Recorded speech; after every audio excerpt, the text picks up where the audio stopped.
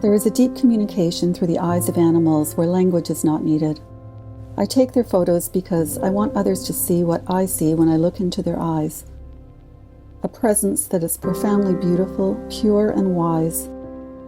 I want others to sense the person who is looking back at you from behind those loving and joyful or frightened and pleading eyes. Photos are able to communicate what words often can't. I strive to capture depth and emotion in eyes and in their body language to encourage empathy and to understand that they, like us, are deeply emotional beings with the same capacity as we do to feel joy, love, and to suffer immensely.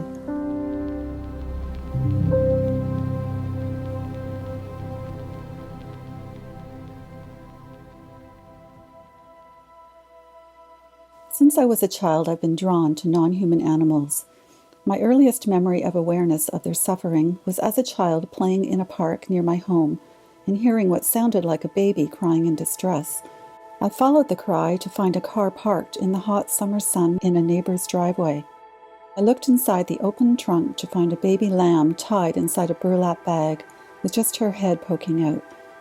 She was looking at me with panic in her eyes and bawling just like a human baby. I begged my mother to call the police. She tried to justify this to me by explaining that they would eat the lamb. But I would not accept this. It was difficult for me even then to understand those who dismissed suffering instead of trying to help or prevent it.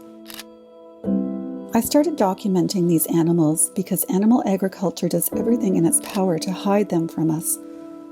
They know that most people would be horrified if they learned the truth about what is happening inside those windowless walls.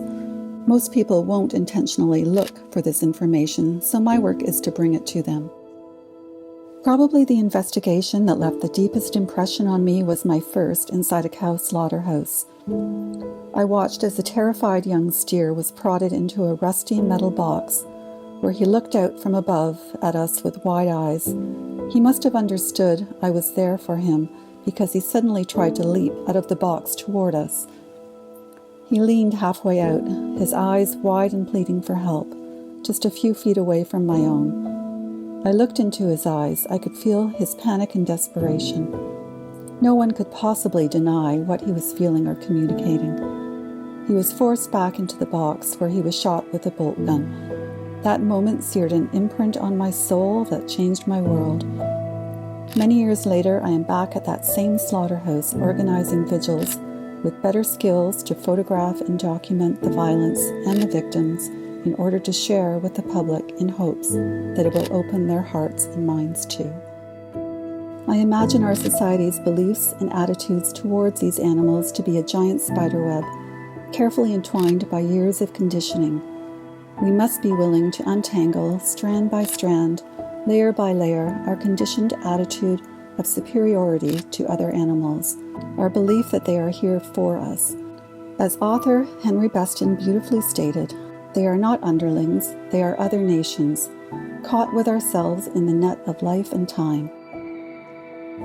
I'm certain that future generations will look back at our inexcusable treatment of other animals we share this planet with and our blind acceptance of speciesism with great shame.